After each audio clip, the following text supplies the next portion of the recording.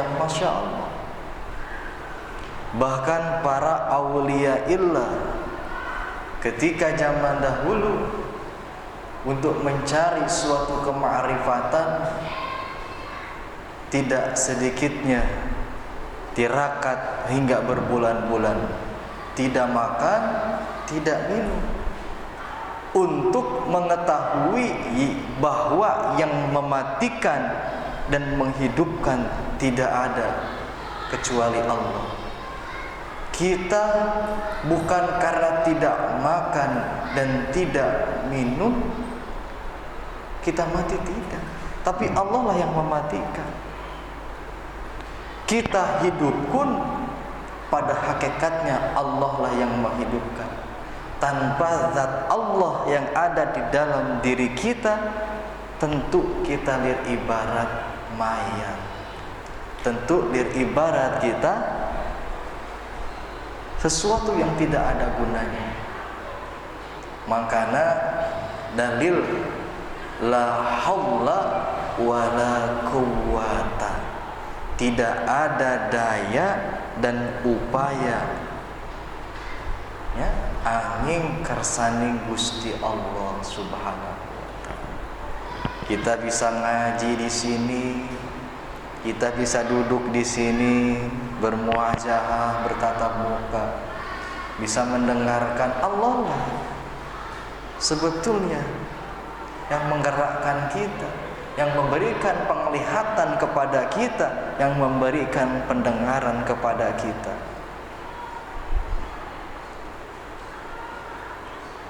Ya.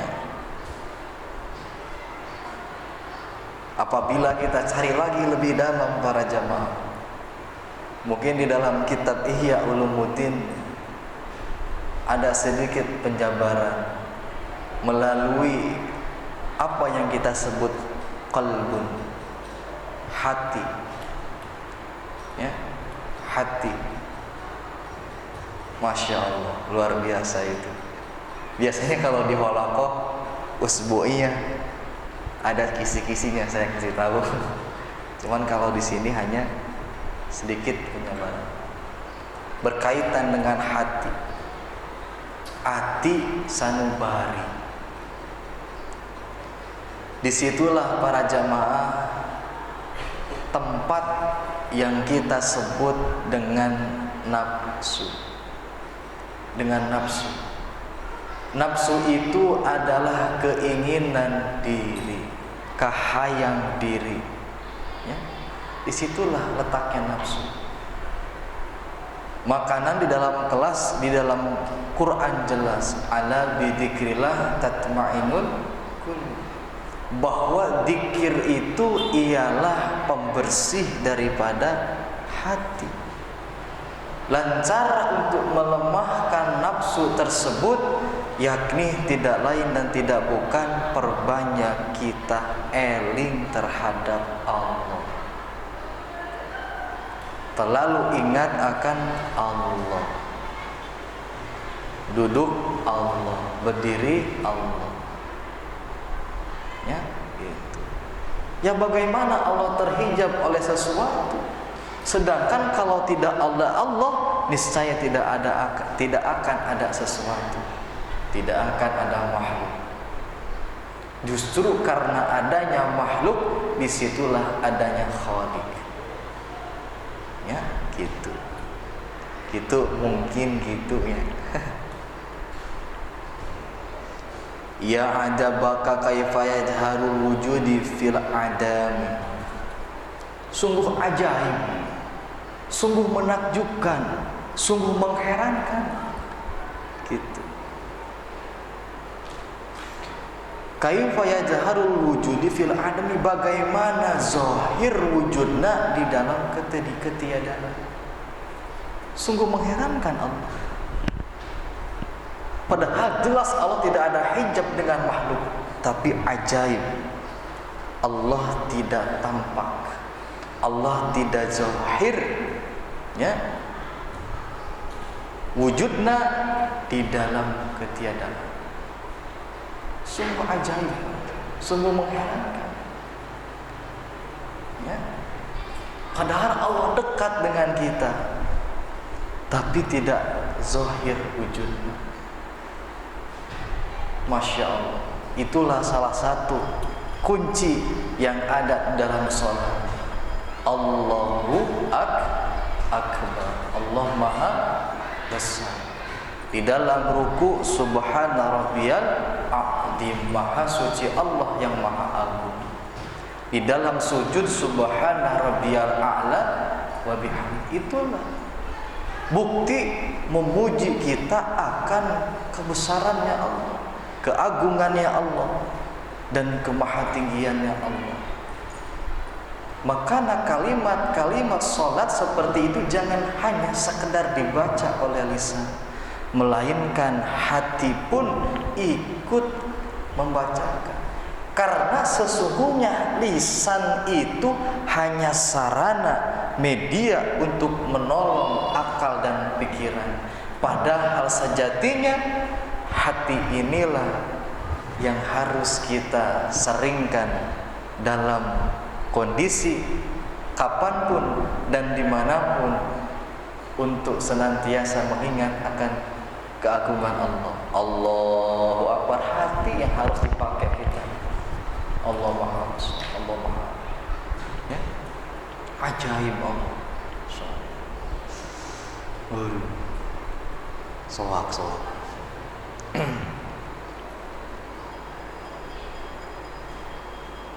Ya.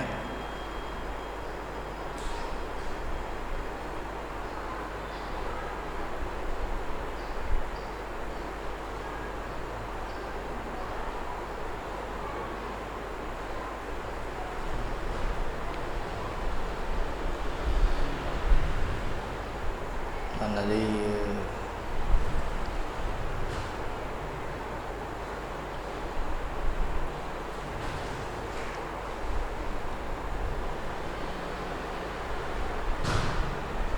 Kaifa yasbutul haditsu ma'aman lahu wasyiful qadim. Dan bagaimana bisa yasbutul haditsu ma'aman lahu wasyiful qidam. Lanaha kumaha bisa yasbutu eta tetep al hadis pikeun hadis ma'aman beserta bersamaan dengan manusia, wasyifil qidam. Bagaimana bisa tetap, ya, manusia yang hadis, manusia yang baru babarengan dengan Allah yang sifatna qidam atau kekal. Sungguh ajaib. Bagaimana bisa kita yang sifatnya hadis bisa bersamaan dengan Allah yang sifatnya qidam. Masya Allah. Maka ayat syair kullasain haliku ila wajhallah. Tiap-tiap perkara, tiap-tiap sesuatu itu akan musnah kecuali Allah Ta'ala. Ala kulla syai'in ma khalallahul batin. Dan tiap sesuatu yang selain Allah itu semua batil atau tipuan. Sungguh luar biasa para jamaah. Ilaman dibahas dengan sarahna, aduh, luar biasa. Jadi kesimpulan kaifa yang sudah kita pelajari hampir sebulan lebih, jangan pernah melepaskan akan zikrullah, jangan melepaskan akan ingatnya kita kepada Allah, bahwasanya Allah itu dekat dengan kita, bahwasanya Allah itu tidak ada hijab dengan kita, ya.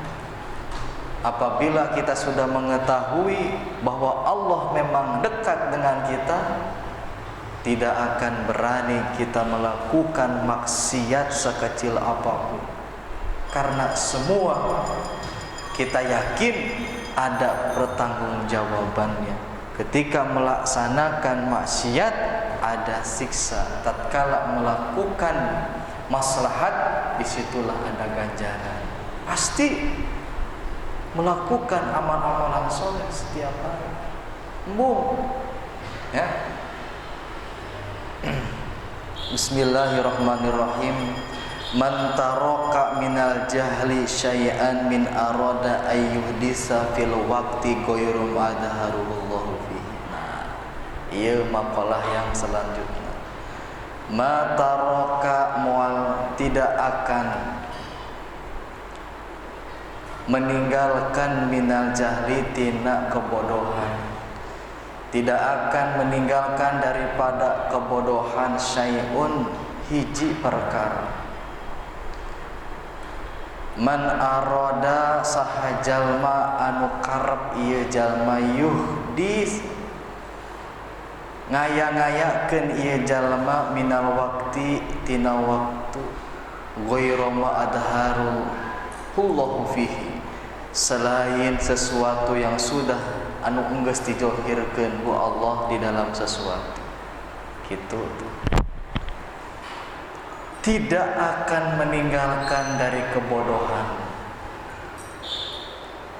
sedikit pun, yakni seseorang yang berusaha, berkehendak mengada-ngadakan di dalam waktu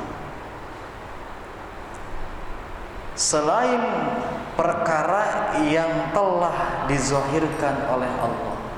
Contoh, bahwa setiap waktu demi waktu, hari demi hari, bulan demi bulan, itu semua tidak luput daripada kehendak Allah, tidak akan luput daripada ketentuan Allah lah.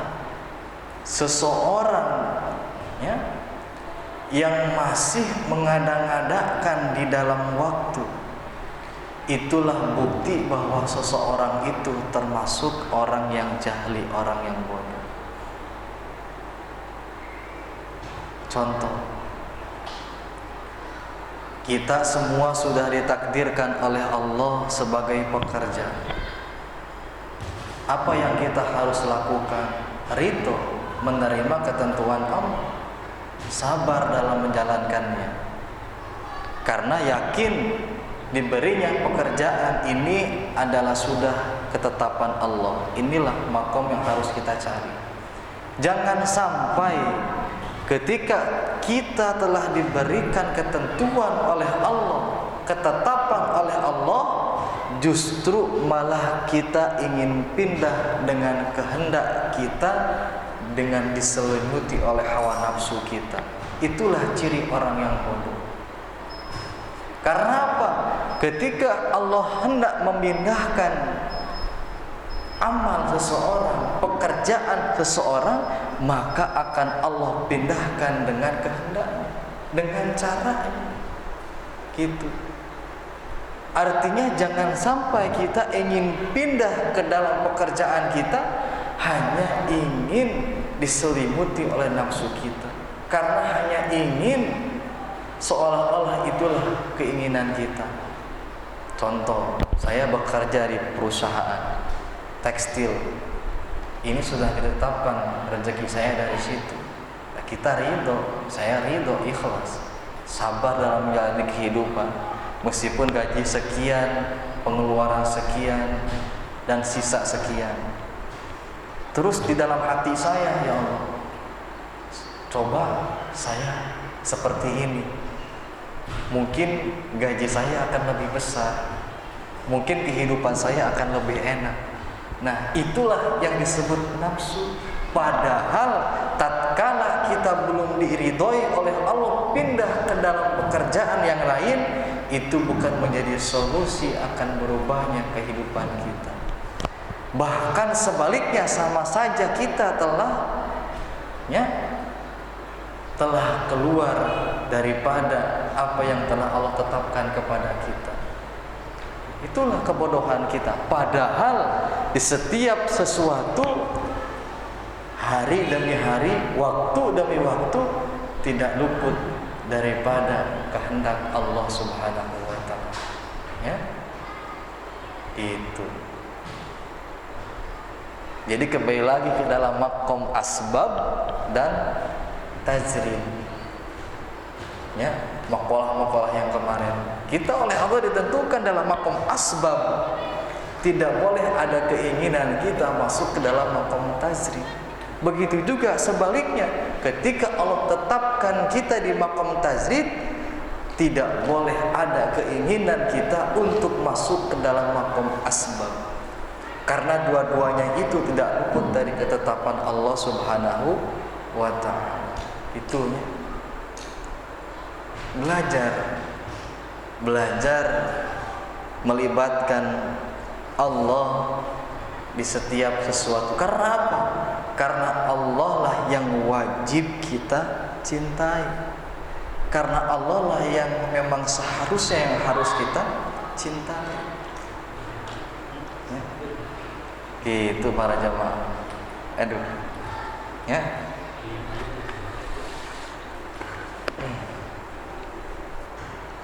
Cekap sakieu tuluykeun. Ieu ulah. Wallahu a'lam. Ketika sudah liar, kembalikan lagi. Allahumma shalli ala sayyidina Muhammad wa ala ahli sayyidina Muhammad. Wallahul muwaffiq ila aqwamit thoriq.